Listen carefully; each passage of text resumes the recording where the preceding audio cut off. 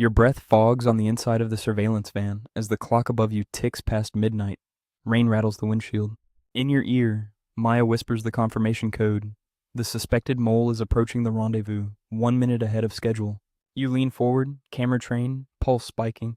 A sedan glides to the curb, lights off, and the agency's brass is counting on you not to blow the operation. If you miss the handoff, the mole walks free, and the last 5 months will have been for nothing. Your finger hesitates on the shutter. Something's wrong. The target's not alone. You remember that first morning at Langley? The steel gray skies, the silent hum of security gates shivering through the soles of your shoes, and the chill of processed air clinging to your skin. The guard's eyes pause on your badge just long enough to make your heart tap quick and uneasy. Everything in this building feels more precise than necessary. The click of doors locking behind you, the flash of ID scanners, the bureaucratic efficiency of the gate that seals you off from anything resembling normal life. They march you down windowless corridors, the hush broken only by the scrape of your shoes. You reach a nondescript room, the first in a long series of psychological evaluations. You surrender your watch, your phone, all those small tokens of identity. There's just you, the interrogator, and the mirrored glass. You're grilled on everything: childhood teachers, the petty theft you once rationalized in your youth, the names you never thought you'd say aloud here. They ask you about loyalty, about whether you've ever betrayed a trust. Their manner is friendly, disarmingly so, but every reply is met with relentless precision. They prod for inconsistencies. You feel the gaze of silent note-takers behind the glass, unseen but omnipresent. Your performance is dissected with unsettling detail. You're told to narrate your thought process as they throw you moral dilemmas.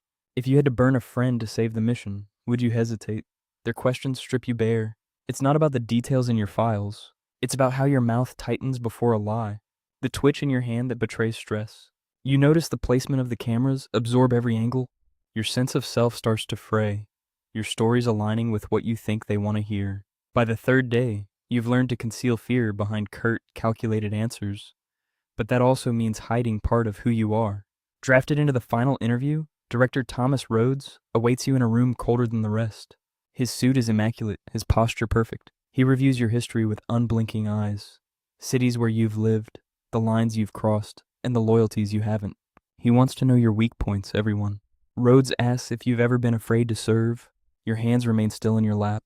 He stares until the silence becomes its own form of pressure. When you refuse to flinch, he finally gives a nod, closes your folder, and you realize passing this round is about endurance, not eloquence.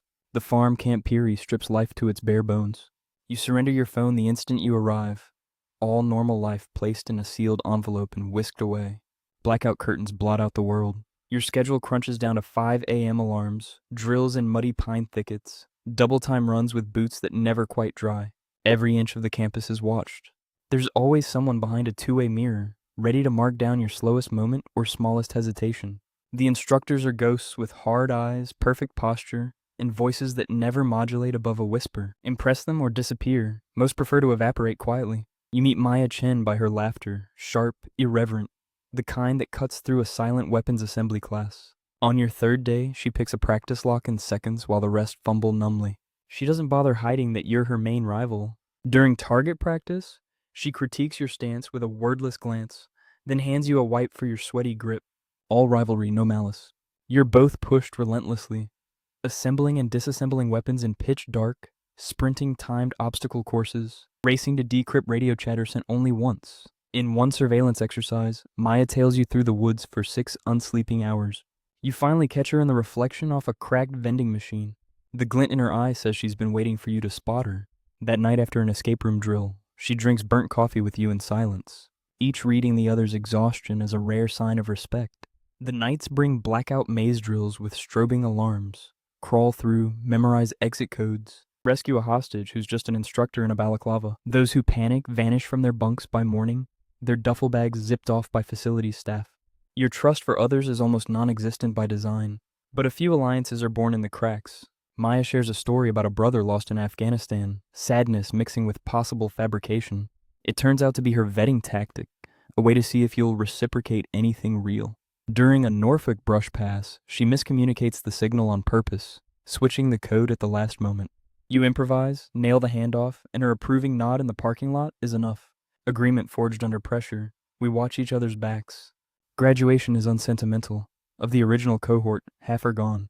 Some quit, some failed background, some, you quietly suspect, made mistakes that nobody will discuss. After your bust back to Langley, the faces you once trusted fade into the swirl of anonymous gray suits. You realize trust is now a tool, not a principle. Your first field assignment under Lisa Melendez, an immaculate, unflappable supervisor. She gives you a heavily redacted dossier. Bill, an agency analyst suspected of being a mole. Your days settle into neurotic repetition, bouncing between cover identities, janitor, IT contractor, office fix-it guy. You shadow Bill's movements. Every encounter is recorded by you. How he stares at the elevators, who lingers by his car, unusually frequent bathroom breaks. You jot down license plates, photograph his erratic lunch partners. When he swaps bags in a coffee shop, you lip read the conversation on video feeds you mount the night before. Even spare words like vacation might signal a drop point. Paranoia becomes your baseline. You intercept a coded message meant to go unnoticed. A post-it with a seemingly mundane grocery list. Numbers only a trained eye identifies as cipher. Lisa wants immediacy. You trail Bill to a bar, catch him hand off a drive to a woman in black. Your call to Lisa is clinical, but you feel tremors in your hand. SWAT moves in and Bill's downfall is surgical. After, Lisa gives a rare, brief compliment and you're told to rest up, but the lesson runs under your skin. Trust is a variable, nothing is permanent. Days later, your next op arrives without warning. A field officer has been made. Someone trailed you both back from a brush pass. You're thrust into an emergency protocol. Dead drop in a hostile neighborhood just outside Alexandria. On approach, you spot a car parked too long at the curb. A counter-surveillance team. You call Maya using a one-time backup line. She's already clocked the threat, directing you to abort. Instead, because protocol says to finish your mission, you proceed and barely slip your materials into a loose bricks before agents sweep through. For hours, you and Maya hide in alleyways, radios off, checking for die packs or trackers. Lisa's response is to bring you both in for a furious debrief. She berates you for improvising, for putting the handlers at risk.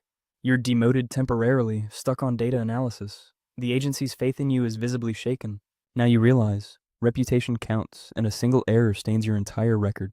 But operational tempo doesn't slow. You're yanked back to the field. Operation Blue Circuit. Tail and record a suspected SVR diplomat in the D. C Embassy Circuit. 4 weeks undercover as a security consultant. Stakeouts at chain hotels. Endless cups of weak coffee. Embassy security doubles, and a burly guard confronts you in a stairwell. You divert, feign a coughing fit, stumble away, barely maintaining cover. At your apartment, you receive a business card scrawled with a Cyrillic threat. We see you. The warning is unmistakable, and you sleep with the lights on for days. Suddenly, everything changes. News from Berlin, a CIA asset, Clover, is blown. You're airlifted across the Atlantic, tasked with exfiltration. Maya runs extraction logistics, buying IDs, prep cash drop, safe vehicles, bribes to border police. You and 2 others take shifts tailing Clover, who limps through Berlin's Hauptbahnhof.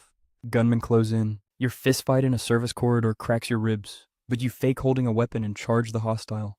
Maya's stolen police badge gets you through a checkpoint. Hotwiring a rental, you barrel through side streets, police sirens howling, bribing your way to the Polish border. Bullets shatter the back window. You cover Clover's wound with your jacket. The safe house in Warsaw reeks of antiseptic and adrenaline. You sit awake trembling. The stains on the floor will never come out, and your nerves won't ever be what they were. In the Paris safe house, debrief is merciless. Every phone call, every accidental glance, analyzed for fault. Maya accepts praise, but tells you quietly that someone higher up blames you for the compromised exfil route. Your operational file grows. Though promoted, you sense your leash is tighter. The security clearance is both honor and burden. Weeks of downtime follow before clandestine ops. A new alias, codenamed Dante, assigned to infiltrate a Balkan syndicate funneling money to hostile states. Your partner is Danigel, ex-MI6 ruthless and icy. During your first meeting, he tests you, leaving coded notes for you to find, and occasionally vanishes mid-surveillance, forcing you to improvise or expose yourself. Maya texts you cryptic notes. Don't trust Danigel. Danigel floats the idea of buying your way out if the mission goes wrong. You rebuff him. The syndicate boss, Alton, brings you alone into the back room of a gambling den. He presses a gun to your forehead, demands honesty about your allegiances. You improvise, recite a legend about a rival gang, buy time. It works, but barely. Upon return, you find Danigel gone, radio dead, safe house wiped clean.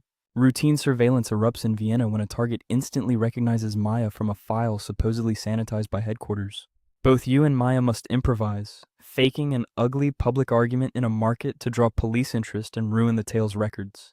Over the next week, both of you change hotels nightly using burner phones, burning your last stash of agency cash. The paranoia strains friendship.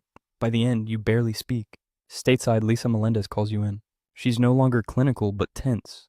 Files laid out as evidence.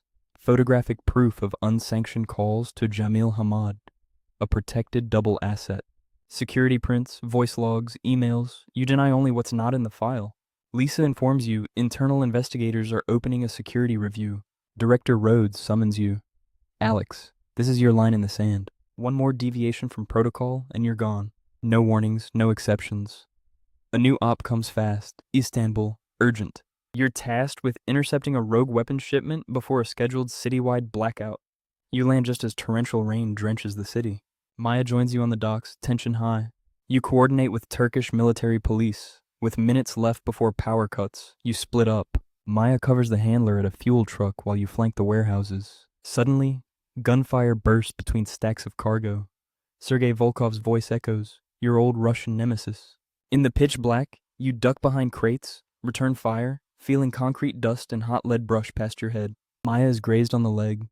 You drag her to partial cover, inject morphine, and press her to radio the local team for reinforcements. You push forward, securing 3 crates of Strelka drones just as local authorities arrive. Volkov melts away in the storm, leaving you with the knowledge that your win is only partial. After Istanbul's chaos, you're reassigned under deep cover to Moscow. New papers, new identity, a fresh legend as a European entrepreneur. You build rapport with a semi-trustworthy FSB contact, all to keep tabs on a defecting scientist. The pressure is relentless. You spot Volkov's men around every corner, catch glances in metro stations, feel eyes on you in quiet cafes. During a meeting, Volkov casually joins your table, sets your own forged passport on the table, and smiles. He taunts you, then disappears, leaving you scrambling to clean up your identity trail. A courier arrives at dawn with a diplomatic pouch. Inside, the documents that allow you to skip the country disguised as a trade delegate? A desperate, final gambit. You reach Zurich in one piece, but your cover is irreparably burned. Back at Langley, your file is stamped non-redeployable. The agency readies a final test. Jamil Hamad is outed as an asset. Your orders are clear. Handle asset disposal before Volkov flips him. But something shifts. The calculus of loyalty changes. Maya helps you orchestrate one last operation. You fake orders to agency handlers, backchannel Jamil and his family safe passage through North Africa, using 3 layers of front companies, burner flights, and forged visas. In the end, Jamil disappears into obscurity. The agency loses access. Maya is quietly reassigned to training staff. You're marked as unreliable. Rhodes refuses to see you. When you check the archives later, Jamil's files have been erased. Returning home is jarring. Routine collapses. Sleep comes in broken hours, chased by the memory of Clover's blood and Istanbul's gunfire. You startle at shadows. Therapists call it classic stress response. Anxiety, hypervigilance, isolation. Lisa tries to check in, briefly warm, then reverting to her official detachment. Then a USB stick arrives by courier, encrypted, with surveillance footage of you in Berlin and a note. You know what you have to do. The threat is clear, walls close in. Finally, placed on indefinite leave, your credentials revoked, you disappear into nondescript motels and tiny apartments, cycling identities every 2 weeks. You study the file, naming an innocent analyst as the scapegoat for Berlin. The only way out is betrayal. You leak classified documents to a journalist, laying out the truth. Agency HQ is thrown into chaos. Lisa visits one last time with a disappointed sigh. Maya calls and you both say little. You don't run. You just erase Alexis Harper completely. Bank accounts closed, phone lines dead, physical traces gone. The agency lets you vanish. No arrest, just total erasure. Years pass in quiet exile. Obscurity is colder than you ever imagined. Dirty motel rooms, stained drop ceilings, every alias worn thin by worry. Maya is a ghost in your memory. Danigel's fate remains a rumor. Now and then, a strange phone call rings twice and hangs up. A sign Jamil's still alive. Sometimes an unfamiliar package with no return address shows up. A jar of Warsaw honey, a child's crayon drawing, evidence of lives you saved. The rarest comfort in exile. Nightmares remain, panic crowding your lungs. Every time you hear sirens, you double-check locks and camera feeds. Volkov's shadow never leaves fully. It lurks in the static of every forgotten television. In the cold hush of your hidden life, Your secrets protect you, but lock you away. You flip through old, coded notes, sometimes hearing Maya's laugh in the stillness, remembering Istanbul's rain. In the end, you understand. Whatever loyalty cost, whatever the duty, your truth finds you every night. Silence is your safety and your cell.